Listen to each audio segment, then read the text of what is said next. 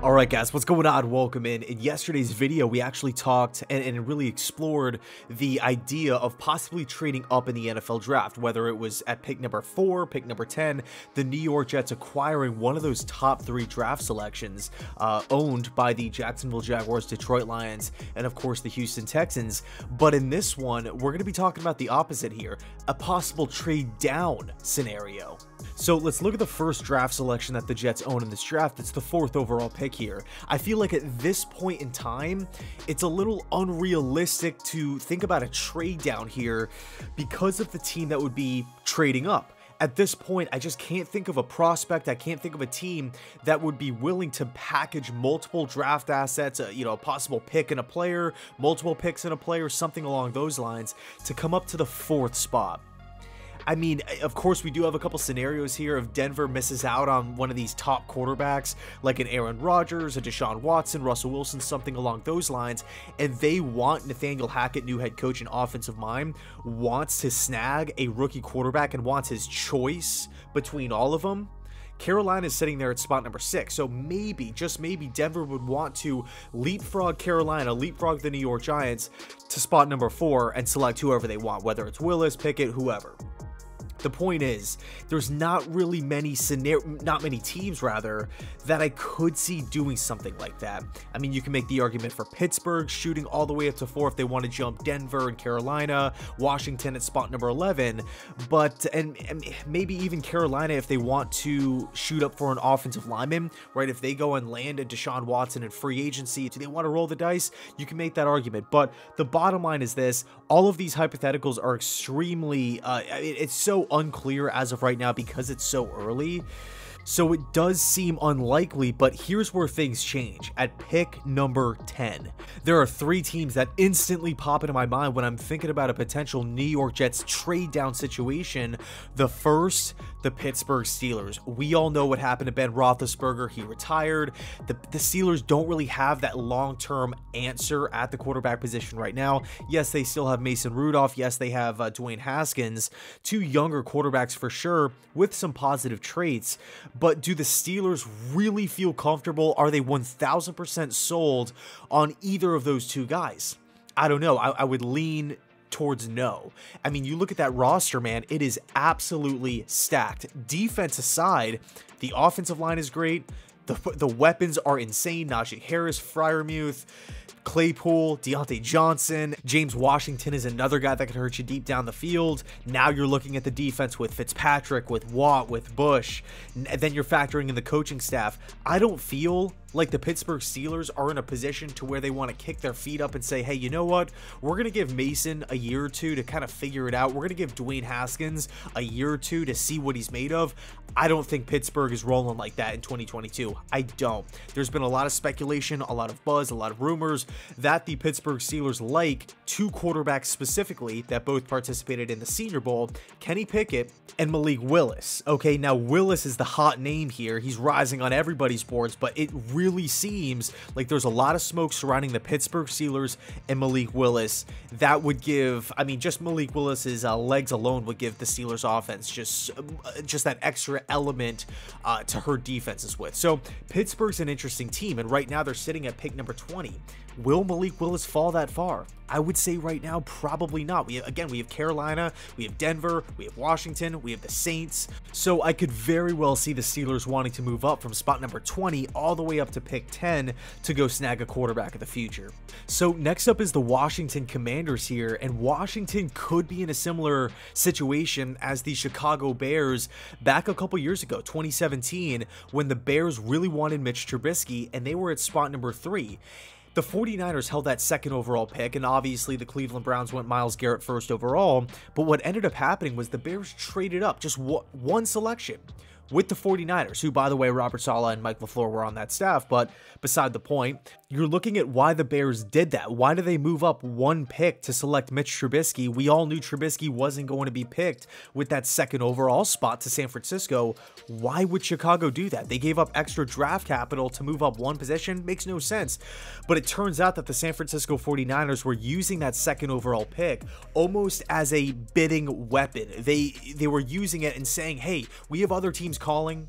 Somebody else could come up and snag Mitch Trubisky. We're getting calls. If you don't trade up with us and get the 2nd overall pick, we're going to dish it out to somebody else. What ended up happening, right? The rest is history. But Washington could be in a similar spot because, again, we do have to worry about the Carolina Panthers. We do have to worry about the Denver Broncos if you're Washington here.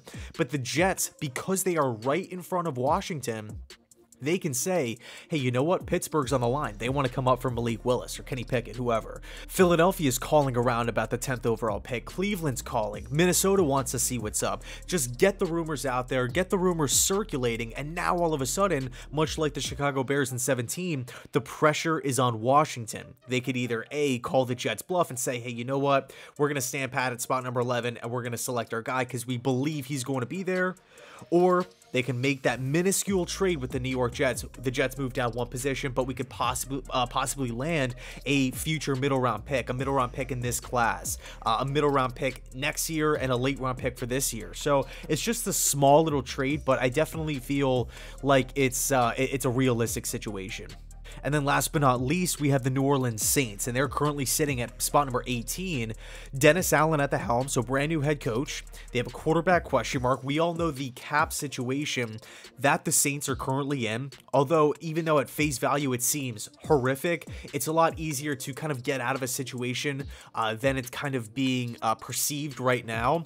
But the point is, the Saints might fall in love with the quarterback. They might want to kind of restart this rebuild with a first-round rookie quarterback. And again, I don't know if it would be Pickett. I don't know if it would be Willis, whoever fits what the Saints want to do offensively. But maybe the Saints could kill two birds with one stone and package one of these players that come at a big price tag, along with maybe a middle or a late round draft pick to shoot all the way up from 18 to spot number 10.